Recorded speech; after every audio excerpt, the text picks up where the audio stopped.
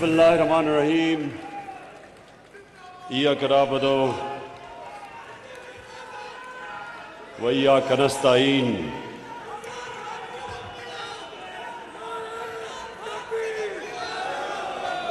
मैं थोड़ी खामोश। मैं सबसे पहले आज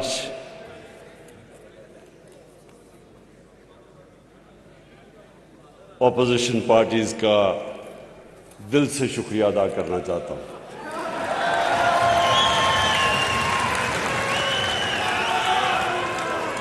मैं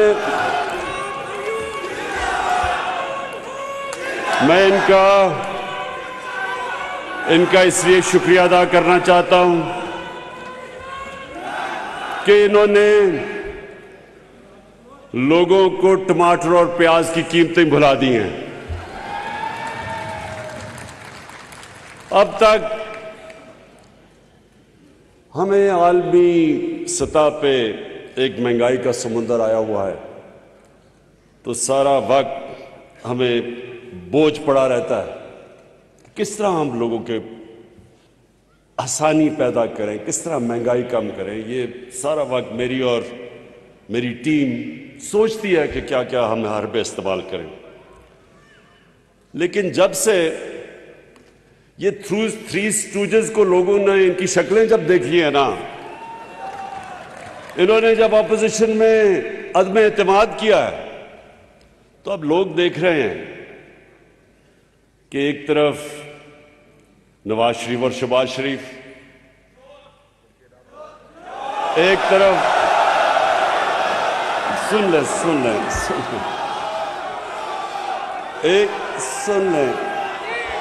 दूसरी तरफ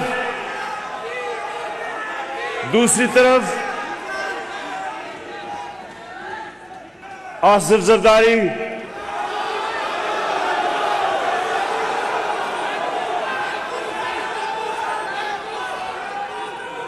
मैंने एक मिनट सुने,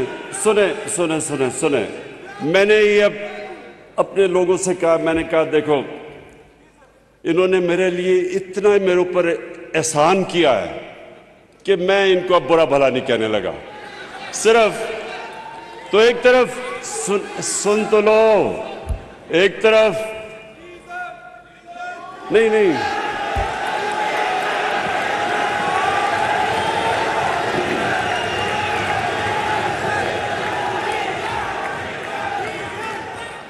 मैं सबको अब जरा सुने तो ले, मुझे इनका शुक्रिया तो अदा करने दें।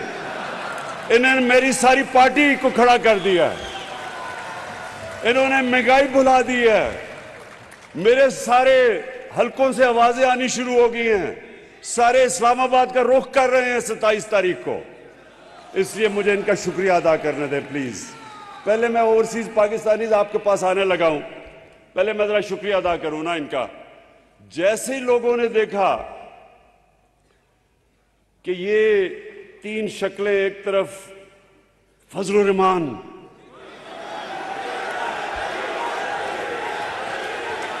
सुन ले, अब जरा सुने। अच्छा, मैं सोच रहा था कि 10 दिनों में एकदम ये मुल्क बदल कैसे गया है। मैंने बड़ा रात को सोचा, मैंने कहा ये हुआ क्या है कि एकदम सारी मेरी पार्टी खड़ी हो गई, सारा मुल्क सब कुछ महंगाई भूल गया है। फिर मैंने जब गौर किया तो अब देखें हुआ क्या है। करना तो सब अल्लाह का है, एक प्लान इंसान बनाता है, दूसरा अल्लाह बनाता है। सब जानते हैं कामयाब एक ही होता है। तो इन्होंने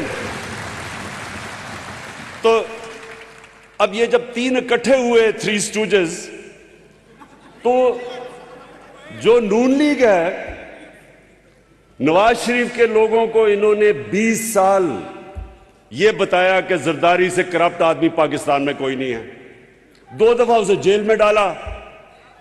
उधर जरदारी ने पीपल्स पार्टी को यह बताया कि नवाज शरीफ से करप्ट आदमी कोई नहीं है।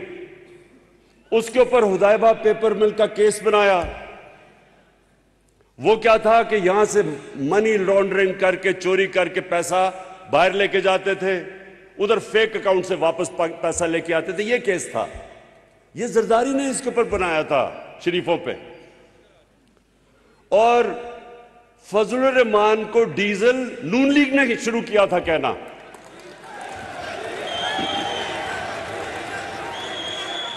नून लीग का एक रंगबाज जिसने फजलुर रहमान का नाम डीजल रखा था, हमने नहीं रखा उसका नाम। और डीजल इसलिए कि वो डीजल के परमिटों पे पैसे बनाता था। अब ये सुने जरा, फजलुर रहमान की पार्टी समझती है कि पीपल्स पार्टी और नून लीग चोर हैं, नून लीग समझती है जरदारी चोर है, फजलुर रहमान डीजल है। पीपल्स पार्टी नवाज शरीफ को चोर समझती है और इसको डीजल। अब ये जब तीनों इकट्ठे हुए हैं तो मैं इनका शुक्रिया इसलिए अदा करना चाहता हूं कि सारी कौम ने देखा है कि अगर इन्होंने मुल्क को बचाना है तो बेहतर है कि इमरान खान के साथ डूब जाओ।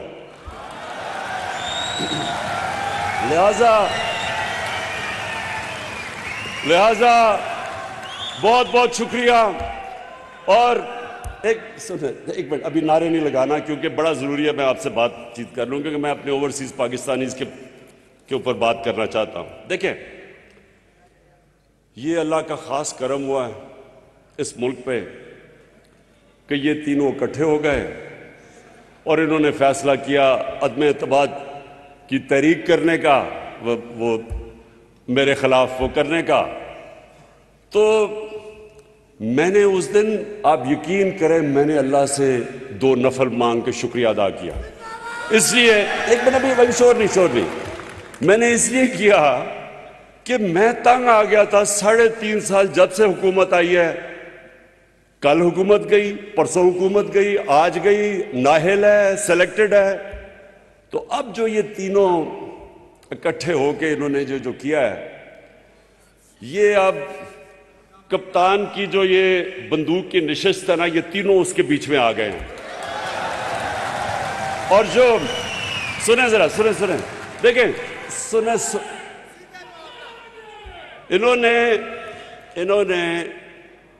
इन्होंने वो काम कर दिया कि मैं दुआ कर रहा था कि अल्लाह ये गलत फहमी में पड़ के कि जी शायद कौम इनके साथ खड़ी हो जाएगी। ये पाकिस्तानी कौम को जानते नहीं है, क्योंकि इन्होंने किसी ने सियासत तो सही की नहीं है। नवाज शरीफ वो जनरल जनानी के छतों पे सरिया लगाते लगाते वजीर आला और वजीर वो बन गया। शहबाज शरीफ टोकरे का फल लेके जाता था रिश्वत देने के लिए, वो ऊपर आ गए। इन्होंने मेहनत कौन सी की है? इनको तो बाहर से उठा के सिलेक्ट करके इनको बना दिया। जरदारी ने एक जाली पर्चा दिखा के वो बन गया। इन्होंने मेहनत कब की है? और फजलुर रहमान 30 साल से दीन को बेच रहा है, इन्होंने क्या मेहनत की है? ये अभी आपने पूरी फिल्म देखी, एक पार्टी ने ग्रास रूट से खड़े होकर थोड़े से लोगों के कैंपेन करके अवाम में जाके मेहनत करके मारे खा के मुश्किलें देख के हम यहां पहुंचे हैं। ये कभी भी हमारा मुकाबला नहीं कर सकते। और अवाम की एक चीज ये समझ जाए, लोग मुश्किल वक्त, आलमी महंगाई, इसके अंदर लोग मुश्किल में तो हैं, लेकिन ये इनको गलत फहमी होगी है क्योंकि लोग मुश्किल में हैं। लोग इन 3 चेहरों की करप्शन भूल चुके हैं, ये गलत फहमी में पड़ गए और ये कप्तान के ट्रैप में आ गए हैं। अब इंशाल्लाह आप देखेंगे ये क्या होता है इनके साथ। मैं ये पेशन गोई करता हूं कि ये सिर्फ अदम एतमाद इनकी फेल नहीं होगी, इनकी 2023 की इलेक्शन भी गई। अच्छा, मैं जरा ओवरसीज पाकिस्तानी देखिए, क्योंकि मैं भी कोई 20 साल ओवरसीज पाकिस्तानी रहा हूं। मैं बाहर क्रिकेट खेलता था, बाहर कमाई करता था। मेरा क्रिकेट की वजह से और फिर शौकत खानम की वजह से मेरा सबसे ज्यादा ओवरसीज पाकिस्तानी के साथ राब्ता रहा। मैं उनकी मुश्किलें जानता हूं, मैं उनकी कंट्रीब्यूशन जानता हूं। मैं ये जानता हूं कि जब ये एक पाकिस्तानी मुल्क से बाहर जाता है तो उसको अपना मुल्क याद आता है, उसको फिर अपने मुल्क की सही मायने में पता चलता है कि ये मुल्क कितना बड़ा अल्लाह का तोहफा है। फिर वो अंदर से उसको तकलीफ होती है कि हमारा मुल्क क्यों नहीं ऊपर जाता, दुनिया ऊपर जा रही है, हमारा मुल्क क्यों पीछे रह गया। उसको दर्द होती है इसकी। वो जब देखता है कि हमारे लीडर चोरी कर करके पैसा लंदन में बड़े बड़े महलात लेते हैं, उसको ज्यादा तकलीफ होती है, क्योंकि उसने मेहनत से पैसा कमाया होता है। उन्होंने 12-12 घंटे काम किए होते हैं जब बाहर जाके कि अपने बीवी बच्चों का पेट पाले, उनको अच्छे स्कूलों में पढ़ाए, उनकी तालीम दे। इसलिए वो जब देखते हैं कि लंदन के सबसे महंगे इलाके में, मेफेयर में, जब यहां से चोरी करके पैसा वहां लेके जाते हैं, बड़े बड़े महलों में रहते हैं, बड़ी बड़ी गाड़ियां चलाते हैं, कैसीनोज में रात को ये भरे हुए होते हैं, जुआ खेलते हैं, तकलीफ होती है।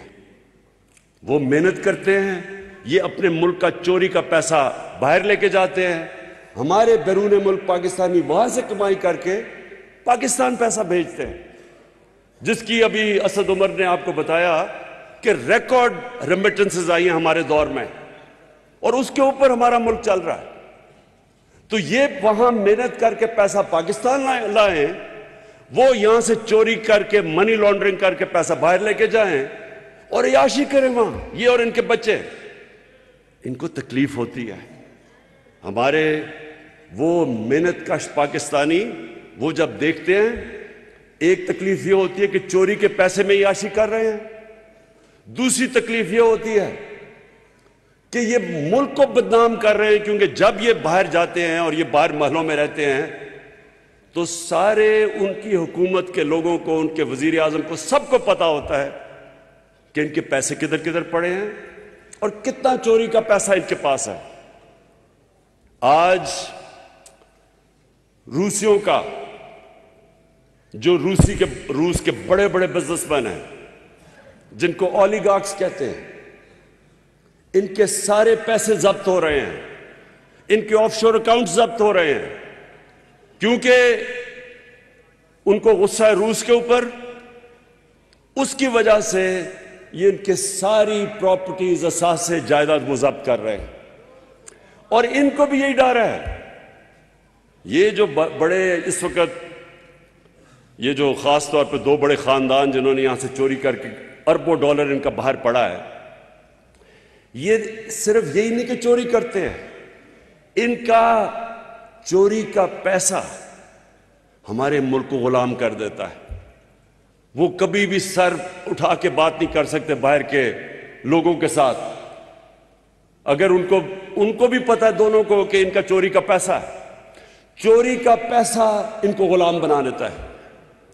जब आप देखते हैं कि जनाब वो पाकिस्तान का वजीर आजम ओबामा के सामने बैठा हुआ है, काम पे टांग रही हैं,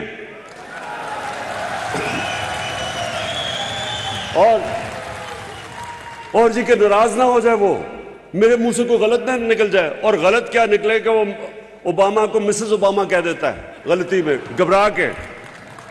तो ये इसलिए होता है क्योंकि इनको पता है कि जिस वक्त वो चाहे मनी लॉन्ड्रिंग में वो इनको पकड़ सकते हैं, और ये वजह है कि 22 करोड़ के लोगों को ये गुलाम बना देते हैं। मुझे ये बताएं कि ड्रोन अटैक, क्या इमरान खान ही रह गया था कि यहां जब 400 ड्रोन अटैक्स इनके 10 सालों में हुए, जरदारी और शरीफ के 400 ड्रोन अटैक हुए,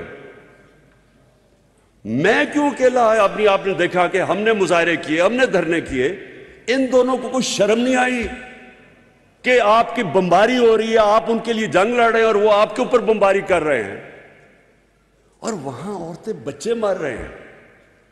आपको कोई शर्म नहीं आई कि वो पाकिस्तानी थे? आपको कम से कम इतना ही मुंह से बोल देते कि दुनिया का कोई कानून इजाजत नहीं देता किसी को जज, जूरी और एग्जीक्यूशनर बनना। ये हर दुनिया के कानून के खिलाफ है। और मैं जब मिसाल देता हूं लोगों को कि हमारा जो दहशतगर्द बैठा है लंदन एजवे रोड पे, अगर हम उसके ऊपर ड्रोन अटैक करके मारे, वो इजाजत देंगे? नहीं देंगे वो, क्योंकि उनको मुल्क में कानून है। वो अपने मुल्क में किसी को कानून तोड़ने नहीं देते। तो मैं एक पहले सबको एक वाज़ेह कर दूं, ओवरसीज पाकिस्तानीज को, मैंने कभी आज तक मैंने कभी ना मैं एंटी अमेरिकन हुआ हूं, ना एंटी बरतानिया हूं, ना एंटी इंडिया भी नहीं हूं मैं। वो तो कोई जाहिल आदमी हो जो एक पूरे मुल्क के खिलाफ हो जाए, उससे तो बेवकूफ आदमी नहीं हो सकता, क्योंकि हर किस्म के लोग बसते हैं मुल्क के अंदर। आप एक मुल्क के एंटी कैसे हो सकते हैं? आप उनकी पॉलिसीज के एंटी हो सकते हैं। अमेरिका की वॉर ऑन टेरर के मैं पहले दिन से खिलाफ था, मैं हमेशा खिलाफ रहूंगा। मैं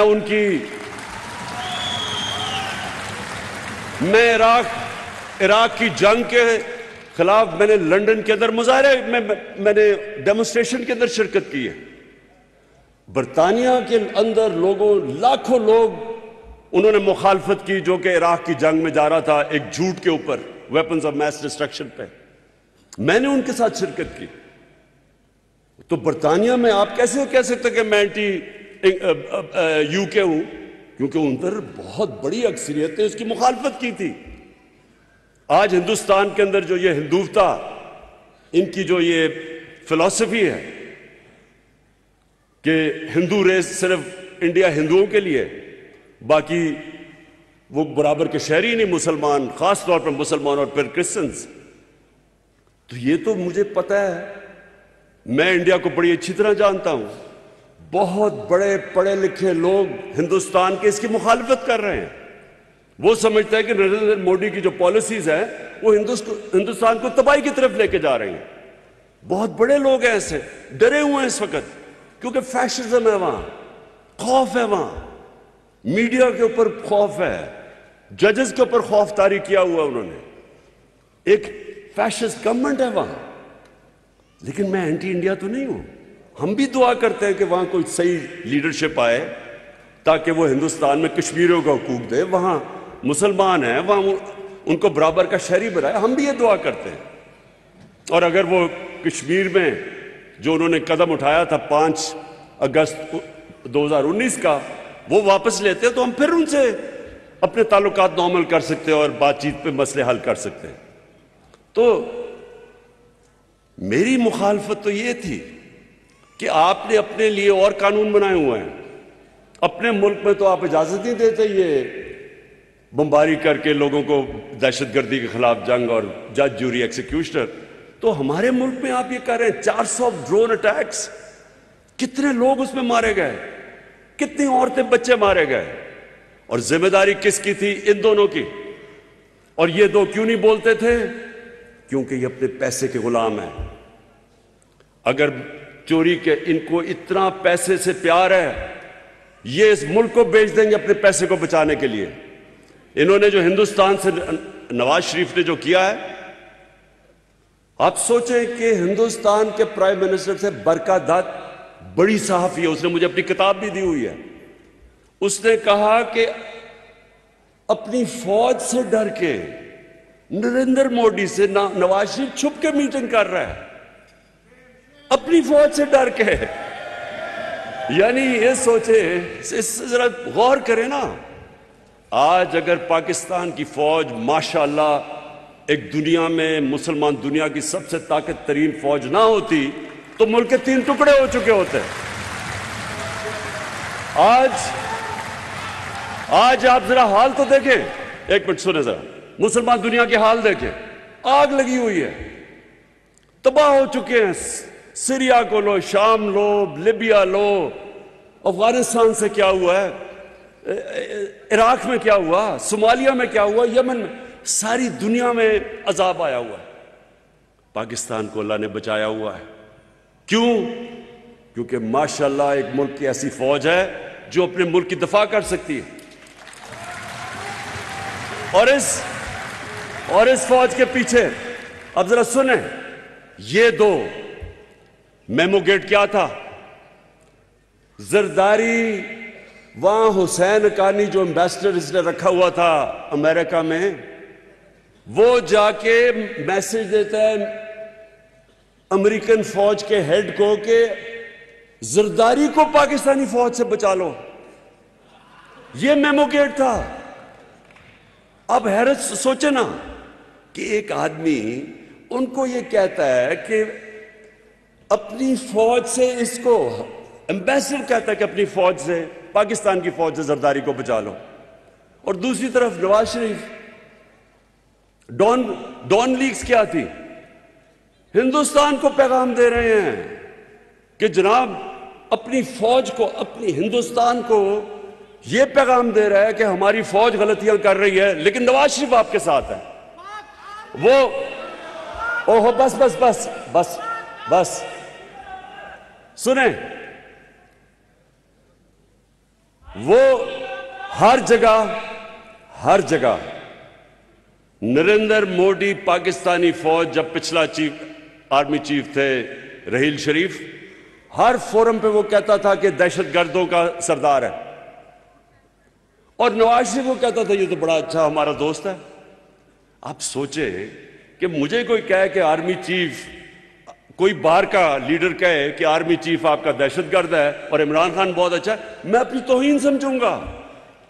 मेरे मुल्क के चीफ को कह रहा है कि वो तो वो दहशतगर्द है, मतलब कि मैं, यानी असल में तो वो कह रहा है कि पाकिस्तान का जो चीफ मिनिस्टर है, प्राइम मिनिस्टर है, उसकी फौज दहशतगर्द है, और वो बड़े आराम से उसको शादियों पे बुला रहा है, उधर जिधर जाता था उसको उनके बिजनेस हो रहे थे। मैं सिर्फ आपको ये बताना चाहता हूं, ओवरसीज पाकिस्तानीज की बात कर रहा हूं। ओवरसीज पाकिस्तानीज को तकलीफ होती है जब वो देखते हैं कि इस तरह के लोग मुल्क को शर्मिंदा करवाते हैं दुनिया में करप्शन से। इनके ऊपर मजमून क्या लिखे जाते हैं, इनकी करप्शन के ऊपर मजमून आते हैं। जब इनके ऊपर एक आर्टिकल छपता है इंग्लैंड के मेन अखबार में, जिधर जरदारी जाके हाथ मिला रहा होता है उनके प्राइम मिनिस्टर से, और नीचे कैप्शन ये होती है कि वो अपने प्राइम मिनिस्टर को कह रहे होते हैं कि देख के कि तुम्हारी उंगलियां ना चोरी कर लें हाथ मिलाते मिलाते। ये मुल्क का प्राइम, ये सुन ले, ये इसलिए हमारे मुल्क के अंदर, हमारे मुल्क को उसका वो वकार नहीं बना, उसका मुकाम नहीं बना, क्योंकि इस तरह के लोग थे। मुझे कई इख्तलाफात हैं जुल्फ़िकार अली भुट्टो से, कई चीज़ें उन्होंने बड़ी गलत की, लेकिन मैं आज ये कहता हूं कि वो एक खुददार लीडर था।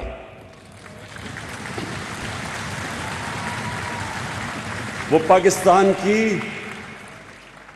गैरत के लिए खड़ा होता था। उसने इस्लामिक कॉन्फ्रेंस बनाई, मुसलमान दुनिया में लोगों को इकट्ठा किया। वो किसी का गुलाम नहीं था, और इसलिए लोगों को उसके ऊपर फख्र था। हम पाकिस्तानी 22 करोड़ अवाम हैं। हमें यह बताया गया है पिछले 30 सालों में कि जी अगर तो हम अमेरिका हमारे से नाराज हो गए तो तब हम खत्म हो जाएंगे, अगर जी फलाना हमारे से नाराज हो गया तो हम ऐसे करके हमें रख दिया। देखिए, मैं जब क्रिकेट कैप्टन था, मैं सिर्फ आपको एक बात बताना चाहता हूं। मैं जब शुरू की क्रिकेट तो हमारी टीम काउंटी क्रिकेट से खेल के बड़े अच्छे खिलाड़ी थे हमारे, लेकिन उन दिनों में नई नई हमें आज़ादी मिली थी अंग्रेज से। तो हमारे टीम के जो सीनियर्स थे उनके ज़हन में ऐसी एहसास कमतरी थी कि मैं जब शुरू में टीम में आया तो मुझे सीनियर प्लेयर कह रहे हैं, जी अंग्रेज से हम नहीं जीत सकते, उनकी तो टेक्निक इतनी अच्छी है, उनकी क्रिकेट इतनी अच्छी है, हम तो सीखने आए हैं टूर पे, हम उनसे जीत नहीं सकते। उसका नतीजा ये होता था कि हम जीते हुए मैच हार जाते थे, क्योंकि पहले से ही हारे हुए होते थे मैच में से पहले कि हम तो जी उनसे जीत नहीं सकते।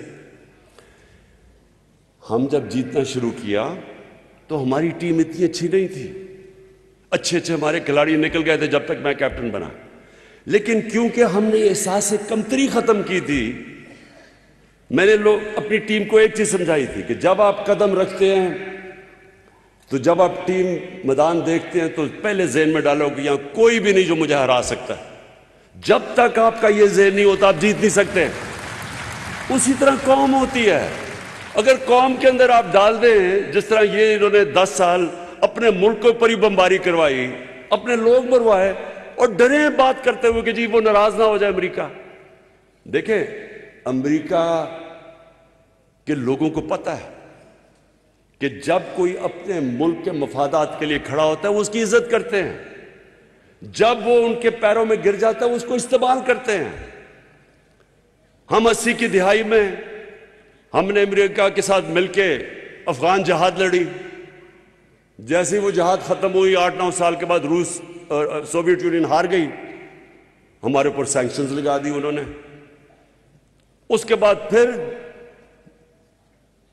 जब 9/11 के बाद उनको हमारी जरूरत पड़ी, जॉर्ज बुश ने कहा कि मैं कभी पाकिस्तान, उसने हमें कहा कि अब इस बार हम पाकिस्तानी को अबैंडन नहीं करेंगे, पहले हमारे से गलती हुई अब नहीं करेंगे। जो हमारे मुल्क को जिल्लत उठानी पड़ी, ये जो वॉर ऑन टेरर के अंदर 80,000 पाकिस्तानी मरा, 80,000 पाकिस्तानियों की जानें गई, इकॉनमी उजड़ गई, कबायली इलाका तबाह हो गया, 35 लाख लोगों ने नकल मकानी की। किसी ने हमारा शुक्रिया अदा भी नहीं किया, किसी ने यह भी नहीं कहा कि पाकिस्तानियों आपने हमारे लिए कुर्बानी दी। उनकी गलती नहीं है, हमारी गलती है। अगर हम इस्तेमाल होना चाहें, दुनिया हमें इस्तेमाल करेगी। अगर हम अपनी इज्जत नहीं करेंगे, दुनिया इज्जत नहीं करेगी।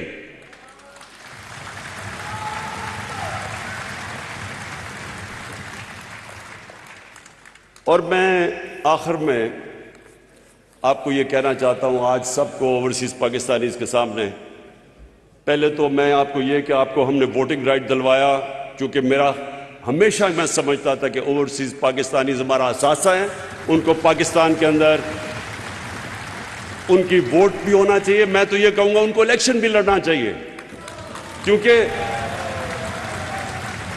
जो लोग हमारे मुल्क में पैसा भेजते हैं, मुल्क उनकी रेमिटेंसेस पे चलता है, उनको क्यों नहीं शिरकत करनी चाहिए पाकिस्तान की पॉलिटिक्स में? अगर लोग उनको वोट देना चाहते हैं तो उनको दें वोट।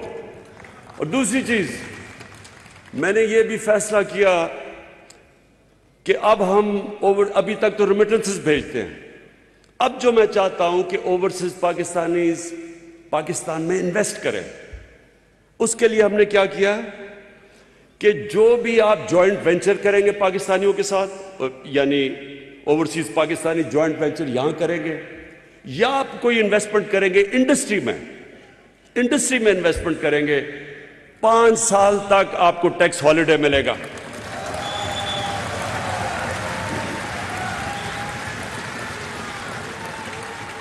और बाकी सारे जितने आपके प्रॉब्लम्स, आपको वो सक्सेशन सर्टिफिकेट, वो जो डिजिटल हमने करवा दिया आपका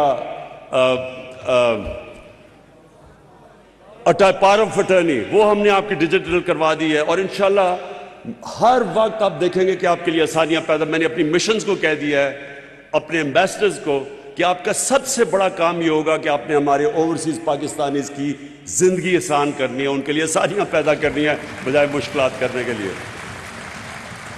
और मैं आखिर में जो बात कहना चाहता हूं वो ये, मैं चैलेंज करता हूं, ये मैं आज खड़ा चैलेंज कर रहा हूं कि ये जो हमने 3.5 साल में पाकिस्तान के लिए जो मुश्किल हालात में हमने किया, मैं चैलेंज करता हूं कि पाकिस्तान की तारीख में किसी गवर्नमेंट ने 3.5 साल में इतना ज्यादा काम नहीं किया।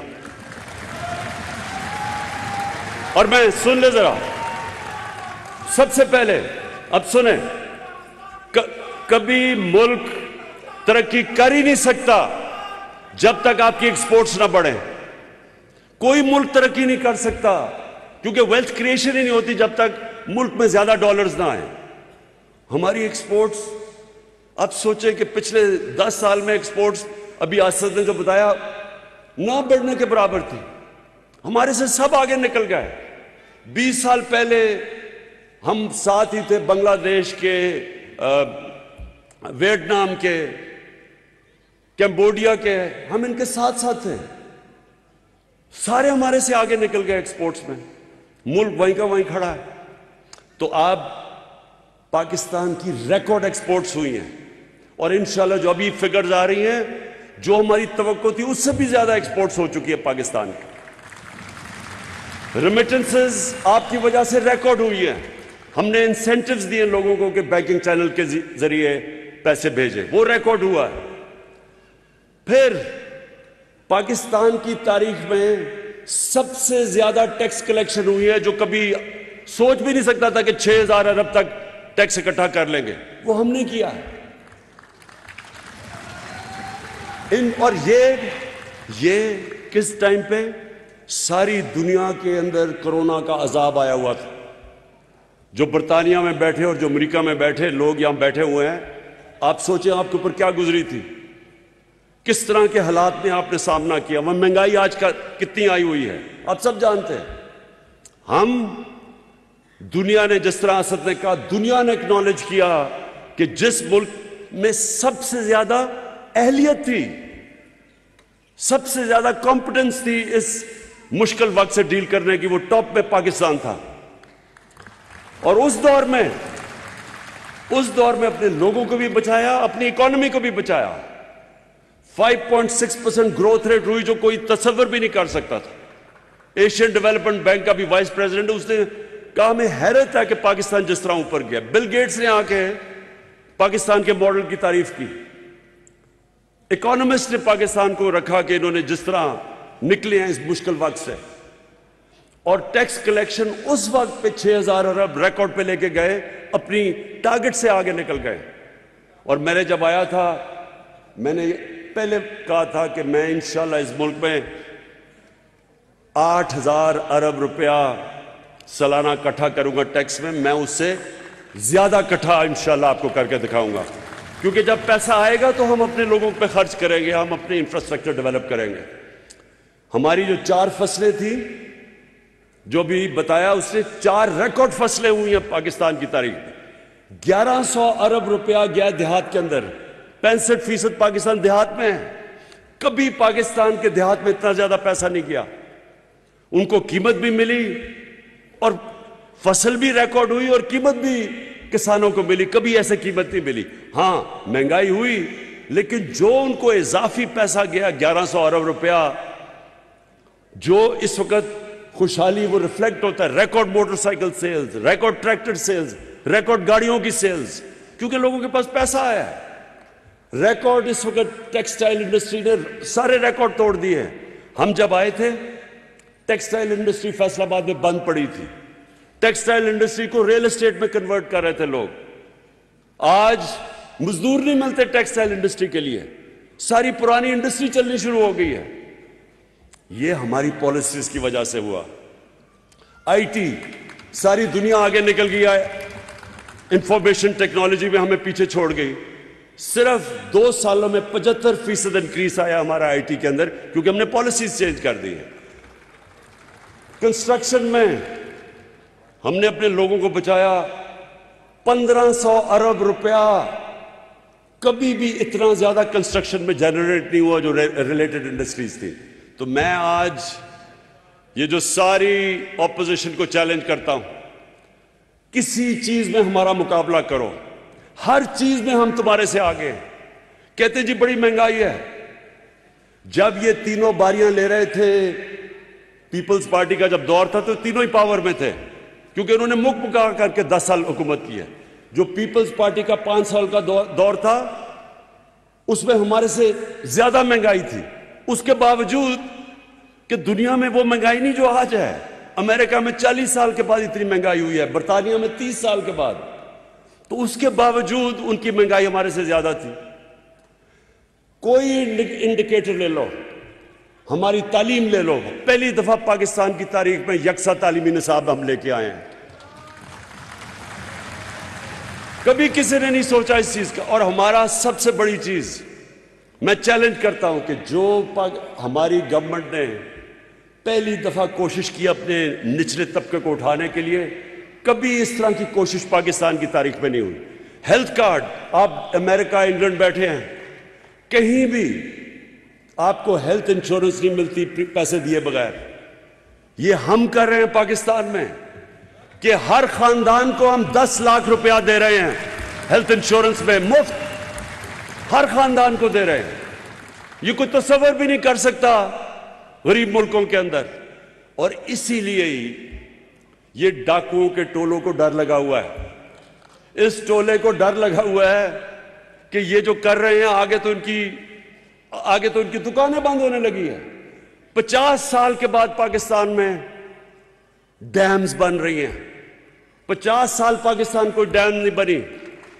अब पानी बचाने के लिए पहली डैम 2025 में मोमन डैम बड़ी डैम है, 2026 में दासू डैम और 2028 में बादशाह डैम बनेगी, जिससे दुगनी हो जाएगी हमारी पानी की स्टोरेज। उसका मतलब हम और ज्यादा गंदम अपना पानी दे सकेंगे और इलाकों को पानी के नीचे ला सकेंगे।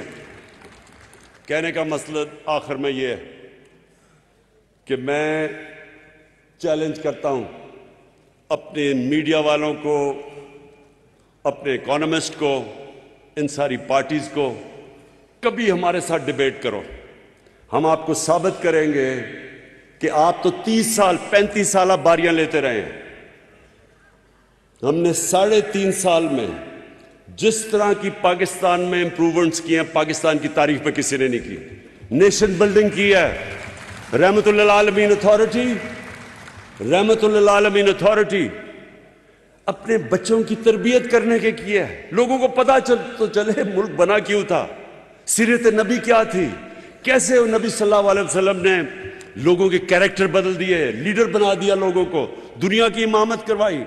पता ही नहीं हमारे लोगों को कि पाकिस्तान तो बना ही इसलिए था। ये पहली दफा हम अपने बच्चों को स्कूल में बता रहे हैं सीरत नबी क्या था, नबी सल्लल्लाहु अलैहि वसल्लम का रास्ता क्या था, क्या वजह थी कि उसने अरबों को उठा के दुनिया की इमामत करवाई। और फिर ये याद रखें कि जो हमारे दौर के अंदर हमने दुनिया के अंदर अपने नबी सल्लल्लाहु अलैहि वसल्लम की जो बेहुरमती होती थी, उनकी शान में गुस्ताखी होती थी। 30 साल फजल रहमान इस्लाम को बेच रहा है। मैंने 3.5 साल में आज प्रेसिडेंट पुतिन के मुंह से निकला है कि आजादी सहाफत के नाम पे आप नबी सल्लल्लाहु अलैहि वसल्लम की शान में गुस्ताखी नहीं कर सकते।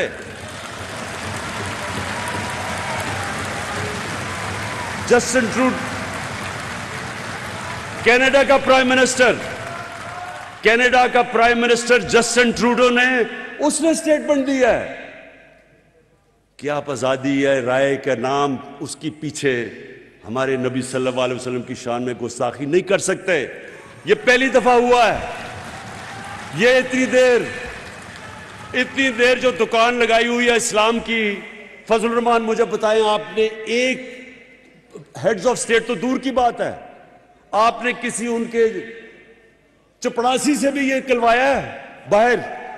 आपको पता है आज यूनाइटेड नेशंस के अंदर, ये मैं आपको बताना चाहता हूं कि आज यूनाइटेड नेशंस के अंदर आज डिबेट हो रही है और रेजोल्यूशन पास होगा इस्लामोफोबिया के खिलाफ।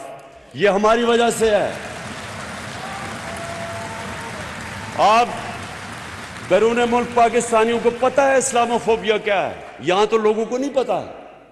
वो जो आप बाहर रहते हैं आपको पता है कि कई दफा सर कवर किया हुआ है और सड़कों के ऊपर बुरा भला को कहते हैं।